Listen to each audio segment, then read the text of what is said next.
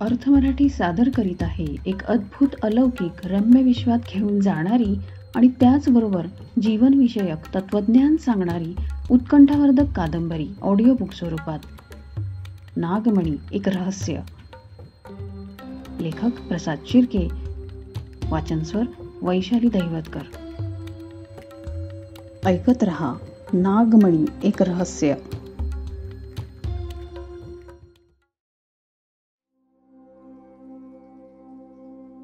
प्रकरण 7. युद्धाची तयारी.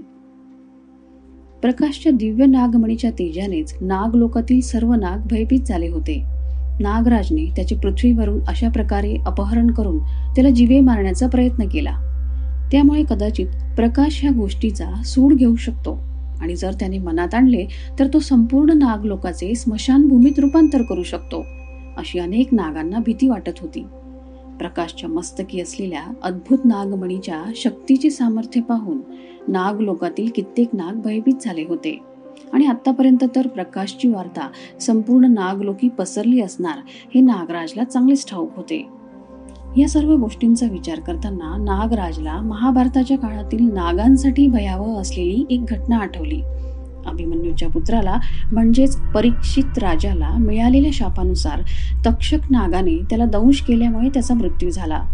अशा प्रकारे एका नागामुळे आपल्या वडिलांचा मृत्यू झाल्याचे समजल्यावर नागांवर संतापून जन्मजय नामक परीक्षित राजाच्या पुत्राने पृथ्वीवरील नागांचा सर्वनाश करण्यासाठी सर्पयज्ञाचे आयोजन केले. त्या यज्ञामुळे पृथ्वीवरील कित्येक नाग मृत्युमुखी पडू लागले. अशा वेळी आपले प्राण संकटात असल्याचे जाणून तक्षक नागाने घाबरून देवराज इंद्राकडे आश्रय मिळवला. त्यावेळी नाग प्रजातीचे अस्तित्व संपवायला निघालेल्या राजा जन्मजयला त्याच वेळी यज्ञ करण्यापासून थांबवणे आवश्यक होते, नाहीतर संपूर्ण नाग प्रजातीचा सर्वनाश निश्चित होता. त्यावेळी देवगुरु बृहस्पती यांनी राजा जन्मजयची समजूत काढून त्याला नागांचा विनाशक ठरलेल्या त्या यज्ञाची समाप्ती करण्यास भाग पाडले. म्हणून नागांचा विनाश टळला. या घटनेनंतर नागांना मनुष्याची भीती वाटू लागली. मनुष्य आपल्याजवळील गुप्तविद्येच्या आणि तंत्रमंत्राच्या साह्याने नागांना त्यांच्यासमोर नमवू शकतो हे त्याचे उदाहरण झाले होते. त्या घटनेनंतरच मनुष्याशी शत्रुत्व करणे आपल्यासाठी हानिकारक ठरू शकले हे नागांचे मत तयार झाले होते. ही घटना राहून राहून नागराजला सारखी आठवू लागली.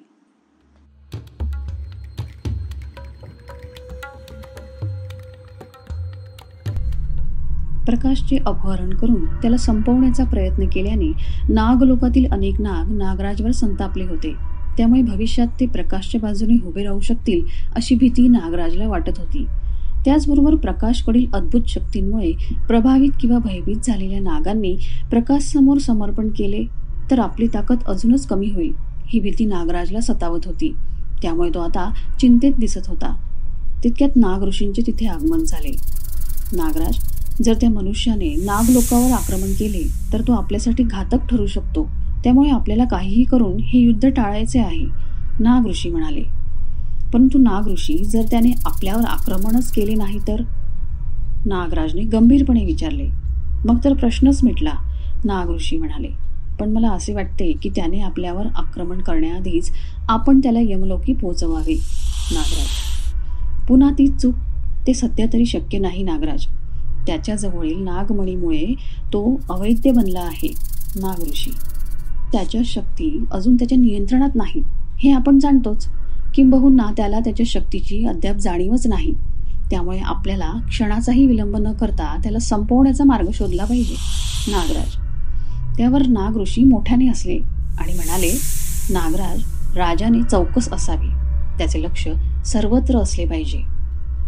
म्हणजे म्हणायचे काय आहे तुम्हाला? नागराजने चिडून विचारले. म्हणजे तुझ्या विश्वसनीय प्रधान नाग तपस्वींनी त्या मनुष्याच्या नागशक्ती जागृत करण्यासाठी पृथ्वीवर केव्हाच प्रस्थान केले आहे. नाग ऋषी, काय बोलता आहात आपण? नागराज आता पूर्णपणे भयभीत झाला होता.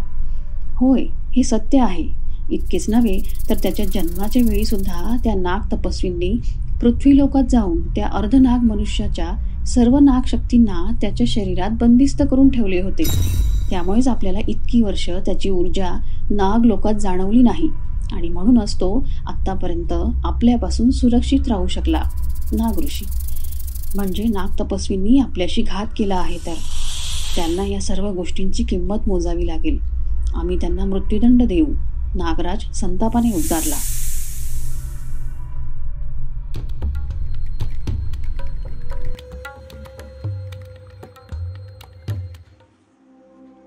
नाग तपस्वींनी प्रकाशच्या सुरक्षेसाठी त्याला वेळोवेळी गुप्तपणे केलेल्या सहाय्याबद्दल नागराजला समजल्याने नागराज खूप संतापला होता. नाग तपस्वींनी मनुष्य हितासाठी अशा प्रकारे कार्य करावे ही गोष्ट तो खपवून घेऊ शकत नव्हता. त्यामुळे नाग तपस्वींना त्यांच्या या कृत्याची शिक्षा म्हणून त्यांना मृत्यूदंड देण्याचा विचार त्याने आपल्या मनाशी पक्का केला होता. परंतु त्याला आपल्या या विचाराला सत्यात उतरवण्यासाठी नाग तपस्वी पृथ्वीलोकातून नागलोकी परतण्याची वाट पाहावी लागणार होती. नागलोकात नाग तपस्वी दिसताक्षणी त्यांना बंदी बनवून माझ्यासमोर हजर करावे असा हुकूम नागराजने आपल्या सेवकांना दिला होता. त्यामुळे पृथ्वीलोकातून गाफील अवस्थेत परतलेल्या नाग तपस्वींचे नागलोकी आगमन होताच बल्ल आणि मल्लने त्यांना बंदी बनवले आणि नागराज समोर तात्काळ हजर केले. त्यावेळी नागराज आणि नाग तपस्वींचे दीर्घ संभाषण झाले.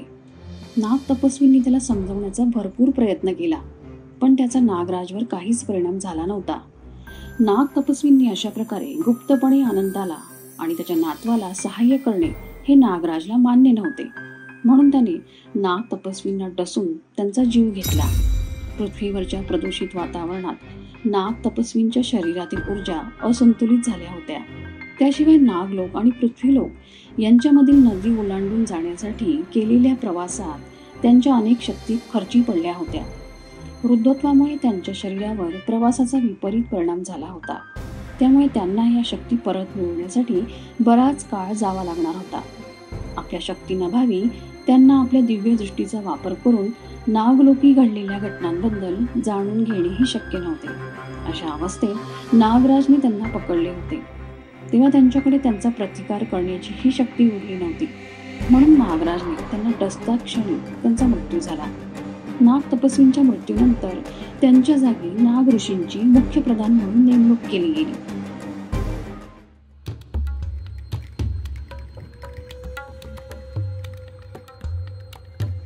दोन दिवसापासून प्रकाश ध्यानाला बसला होता. अद्याप त्याने आपले नेत्र उघडले नव्हते.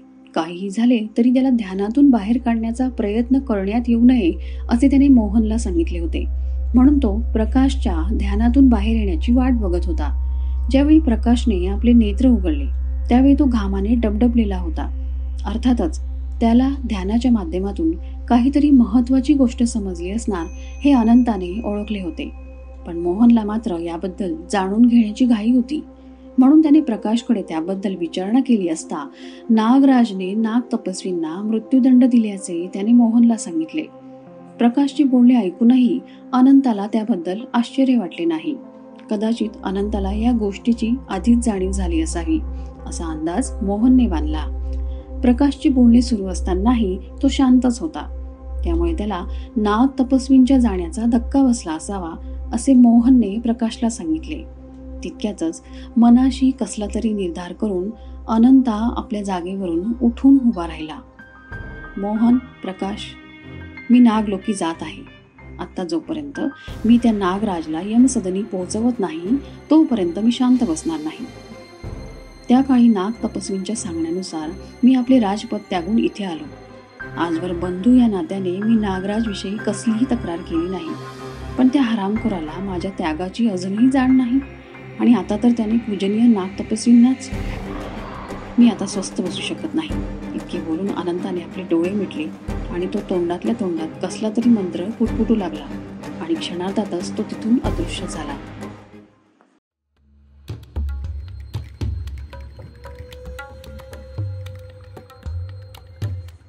संध्याकाळची वेळ होती. प्रकाश बंगल्याच्या खिडकीतून बाहेर बघत कसला तरी विचार करत होता. गेल्या 4 दिवसापासून तो मोहन बरोबर त्याच्या बंगल्यात राहत होता. त्याच्या अपहरणाच्या दिवसापासूनच त्याला त्याच्या आयुष्यातील रहस्य समजू लागली होती. गेल्या 10-12 दिवसांमध्ये त्याच्या मनावर भरपूर आघात झाले होते. नागांनी त्याचे अपहरण करून त्याला ठार मारण्याचा प्रयत्न केला होता. इतकी वर्ष त्याला आईची माया देणाऱ्या लताने त्याच्या अपहरणाचा ताण घेतल्याने तिचा हृदयविकाराने मृत्यू झाला होता, ही गोष्ट त्याच्या मनाला सतत टोचत होती. त्यातच इतकी वर्ष सर्वसामान्य मनुष्याप्रमाणे जीवन जगणाऱ्या प्रकाशला आता अचानक आपण नाग असल्याचेही समजले होते. त्यामुळे हे सर्व आपल्या जीवनात नक्की काय सुरू आहे हे त्याला समजत नव्हते. त्याच्या आयुष्यात अचानकपणे सुरू झालेल्या अशा प्रकारच्या विचित्र घटनाक्रमामुळे त्याला सुरुवातीला भयंकर मनस्ताप झाला होता, पण आता तो त्यातून थोडा सावरला होता. त्याच्या जीवनात जो काही विचित्र घटनाक्रम सुरू झाला आहे तो बदलणे त्याच्या हातात नाही, हे सत्य त्याला ठाऊक होते. नाग तपस्वींनी त्याच्या शरीरातील सप्तचक्रांमध्ये बंदिस्त असलेल्या शक्तींना जागृत करताना त्याच्या शरीरातील सप्तचक्रेही आपोआपच जागृत झाली होती. त्याचे सहस्त्रार चक्र जागृत झाल्यापासून त्याला अनेक दिव्य अनुभूती होऊ लागल्या होत्या. त्याच्या मनातील सर्व चिंता मिटून आपोआपच त्याला परमानंदाची प्राप्ती झाली होती. सहस्त्रार चक्र जागृत होताच एका सामान्य मुलाचे रूपांतर एका योग्यामध्ये झाले होते. तो आता जगाच्या मोहमायेपासून फारच दूर झाला होता. आता त्याच्या वागण्या बोलण्यात खूपच फरक पडला होता. त्याला त्याच्या मनातील बऱ्याच प्रश्नांची उत्तरे आपोआपच मिळू लागली. त्यामुळे आता कुठलीही गोष्ट त्याला समस्या वाटणार नव्हती. आता त्याला कुणाशीच फारशी काही बोलण्याची गरज नव्हती. कोणी काही बोलण्याच्या आतच तो त्यांच्या मनातील भावना आता ओळखू शकत होता. त्यामुळे आता तो पूर्वीपेक्षा फारच शांत स्वभावाचा बनला होता.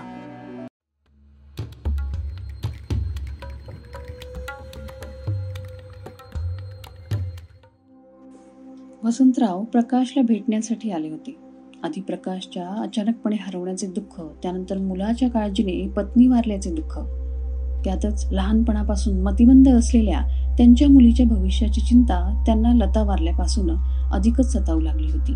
आणि आता तर प्रकाश त्यांच्यापासून दुरावल्याचे दुःख, त्यामुळे ते मनातून खूप खचले होते. म्हणून न राहून ते प्रकाशला भेटायला आले होते. वसंतला बघताच प्रकाशच्या चेहऱ्यावर आनंदाची झळक दिसू लागली. जरी त्याला आपल्या जन्मदात्या पित्याबद्दल कळले असले तरीही वसंतने इतकी वर्ष त्याला आपल्या मुलासारखे सांभाळले होते, हे तो कधीही विसरू शकणार नव्हता. प्रकाशला वसंतच्या मनस्थितीचा अंदाज आला होता. त्यामुळे तो वसंतला धीर देण्याचा प्रयत्न करत होता. शेवटी सर्व काही चांगलेच घडेल अशी शाश्वती तो वसंतला देत होता. प्रकाशशी बोलून वसंतलाही थोडे बरे वाटले होते. काही काळ का होईना त्याच्या चेहऱ्यावर थोडे हास्य उमटले. मुलाला भेटल्याचे समाधान त्याच्या चेहऱ्यावर स्पष्ट दिसू लागले होते. काही झाले तरी वसंत प्रकाशला आपल्याबरोबर आपल्या जुन्या घरी चल असे सांगण्या इतकं स्वार्थी नव्हता. पण प्रकाश त्याच्यापासून दुरावल्याची खंत मात्र त्याच्या मनात होती, जी प्रकाशलाही जाणवत होती. तसे बघायला गेलो तर त्याच्या जीवनाला आता फारसा काही अर्थच उरला नव्हता. त्यामुळे निदान प्रकाश तरी आपल्याबरोबर राहावा ही साधी अपेक्षा त्याच्या मनात असणे स्वाभाविकच होते. पण मोहन त्याचा अत्यंत जिवलग मित्र होता. त्यामुळे प्रकाशला माझ्याकडे पाठव हे तो त्याच्याशी कधीही बोलू शकला नसता. प्रकाशला मोहनच्या मानाचा, स्थितीचा अंदाज होता. पण काहीही झाले तरी तो एक सामान्य मनुष्य होता. त्यामुळे आपण एक नाग आहोत हे सत्य प्रकाश त्याला सांगू शकणार नव्हता. म्हणूनच मी थोड्याच दिवसात आपल्या जुन्या घरी राहायला येईन असे वचन त्याने वसंतला दिले. थोड्या वेळाने मोहन आपली कामे आटपून परतला. त्याला भेटल्यावर वसंतही आपल्या घरी परतला.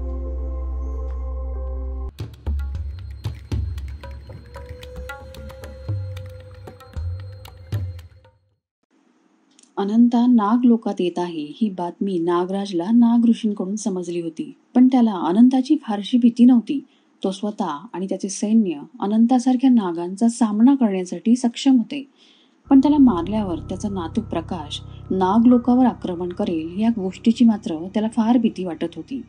आतापर्यंत त्याने आपल्या निवडक नाग सैनिकांना नाग ऋषींच्या मार्गदर्शनाखाली नागमणी निर्माण करण्याचे आदेश दिले होते.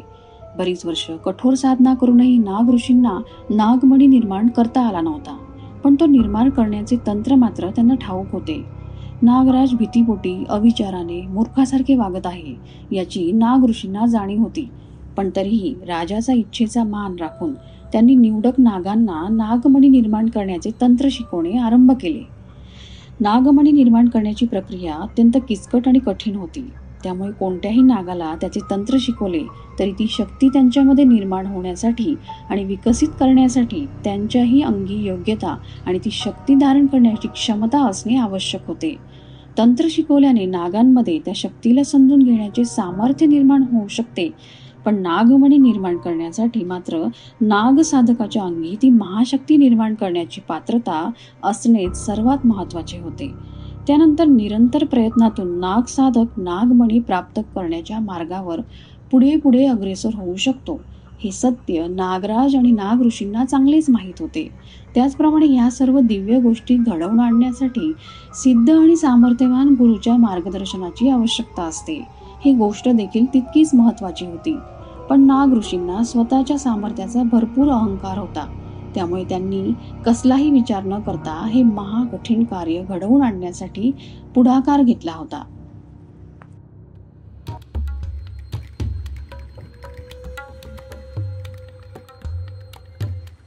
नाग तपस्वींची हत्या होऊन बराच काळ उलटून गेला होता. त्यांच्या हत्येचा सूड घेण्यासाठी अनंता नाग नागलोकी येत असल्याचे नागराजला नाग ऋषीकडून केव्हाच समजले होते. परंतु अनंता अद्याप नागलोकी पोहोचला नव्हता. त्याला नागलोकी येण्यासाठी इतका उशीर झाल्याने त्याला संपवण्याच्या तयारीत असलेला नागराज अस्वस्थ झाला होता. भविष्यात उद्भवणाऱ्या परिस्थितीचा अंदाज घेऊन त्याने नाग ऋषींना नागमणी निर्माण करण्याचे तंत्र इतर नागांना शिकवण्याची आज्ञा दिली होती. नाग तपस्वीनंतर सर्वात अनुभवी नाग म्हणून नागराजला त्यांच्याकडून भरपूर अपेक्षा होती. पण आतापर्यंत नागमणी प्राप्त करण्याच्या इच्छेने भरपूर नागांचा जीव गेला होता. तरीही नागराजने आपल्या स्वार्थासाठी हा सर्व जीव घेणा प्रकार सुरूच ठेवला होता. नाग ऋषीवर हे महा अवघड कार्य सोपवल्यापासून त्यांनीही आपल्या परीने अथक परिश्रम घेतले होते. पण तरीही त्यांच्या शिष्यांनाच काय, पण त्यांना स्वतःला देखील अद्याप नागमणी प्राप्त करता आला नव्हता.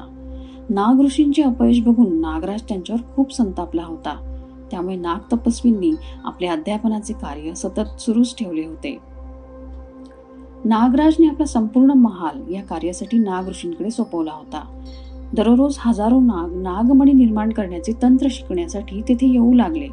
नाग तपस्वी त्यांना कसलेही प्रशिक्षण देण्याआधी त्यांची योग्यता तपासण्यासाठी त्यांची एक परीक्षा घेत होते. त्या परीक्षेमध्ये त्या हजारो नागांपैकी 4-5 नागच यशस्वी होत असत. त्यामुळे बाकीच्या नागांना निराश होऊन स्वगृही परतावे लागायचे. साहजिकच नागमणी निर्माण करणे हा काही खेळ नव्हता, जो कोणीही सहज निर्माण करू शकला असता. इतक्या दिवसात नाग ऋषींनी लाखो नागांमधून फक्त जवळपास 500च नाग नागमणीच्या निर्माणाचे तंत्र शिकवण्यासाठी निवडले होते. त्या नागांना त्यांनी प्रशिक्षित करण्यासाठी राजमहालातच ठेवून घेतले होते. आता त्यांचा संपूर्ण वेळ ते आपल्या शिष्यांबरोबरच व्यतीत करीत होते. पण अद्याप त्यांच्या पदरी निराशा पडत आली होती. आतापर्यंत त्यांच्या शिष्यांपैकी अर्ध्याधिक नागांनी ती महाकठीण साधना करताना आपला जीव गमावला होता. पण तरीही त्याची चिंता न करता त्यांनी नागराजच्या आज्ञेनुसार आपल्या प्रशिक्षणाचे कार्य असेच सुरू ठेवले होते. एखादा नाग जरी नागमणी निर्माण करण्याच्या कार्यात यशस्वी झाला तर त्याला आपल्या दिव्य औषधींद्वारे संमोहित करून त्याने निर्माण केलेला नागमणी त्याने धारण करण्याच्या आतच त्याच्याकडून तो हिरावून घ्यायचा. त्यासाठी प्रसंगी त्या नागाची हत्या देखील करायची. पण काहीही करून नागमणी प्राप्त करायचा असा नागराजचा बेत होता. नाग ऋषी नागराजच्या मनातील बेत ओळखून होते. पण गेली कित्येक वर्ष ते नागराजकडे आश्रित होते. नागराजने त्यांच्यातील सामर्थ्य व क्षमता ओळखूनच त्यांना आपल्या दरबारी ठेवून घेतले होते. त्याच्या याच उपकाराच्या दबावाखाली त्यांनी आजवर नागराजचे सर्व आदेश मान्य केले होते आणि पुढेही ते तेच करणार होते.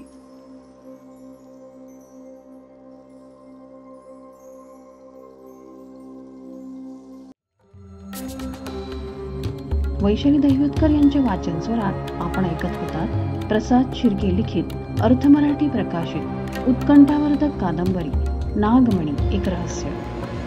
तर मित्रमैत्रिणींनो, तुम्हाला हे प्रकरण कसे वाटले हे कमेंटमध्ये सांगायला विसरू नका.